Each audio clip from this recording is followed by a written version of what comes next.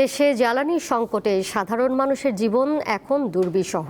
সাথে বেড়েছে সব ধরনের পরিবহন ভাড়া। এর প্রভাব পড়েছে নিত্যপণ্যের দামে। এই অবস্থায় ভারসাম্যহীন আয় ও ব্যয়ের চাপে নিম্ন ও মধ্যবিত্তরা।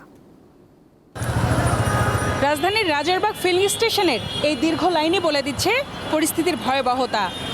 জ্বালানির জন্য এই সংকট শেষ হবার নয়, এটি এখন ঢাকার প্রতিদিনের নিয়মিত চিত্র।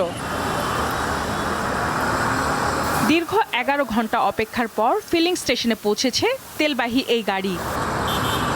চাহিদার তুলনায় সরবরাহ কম থাকায় তেল বিক্রিও সীমিত পরিসরে চলছে। বৈশ্বিক জ্বালানি সংকটের আঁচ লেগেছে এখন সাধারণ মানুষের জীবনে।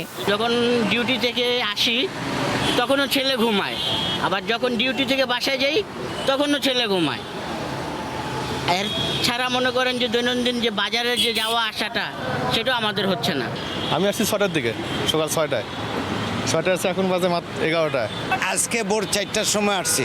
গত কয়েকদিন আগে আমি আসছি রাত্রে 10টায়, আর দিনের 11টায় গেছি। ফিলিং স্টেশন কর্তৃপক্ষ বলছে পর্যাপ্ত বরাদ্দ না থাকায় অসহায় তারা। ডিজেল নিতাম 9000, এমনও হতে পারতো আমি প্রতিদিন 9000 পেট্রোলও পেতাম। সেইখানে আমার বরাদ্দ এখন দেয় 4500। 11:30টা থেকে অকটেন 4500 পাই।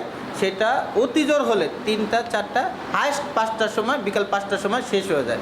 সংকট মোকাবেলায় নানা উদ্যোগের কথা বলা হলেও বাস্তবে স্বস্তি কবে ফিরবে সেই অপেক্ষায় পুরো দেশ।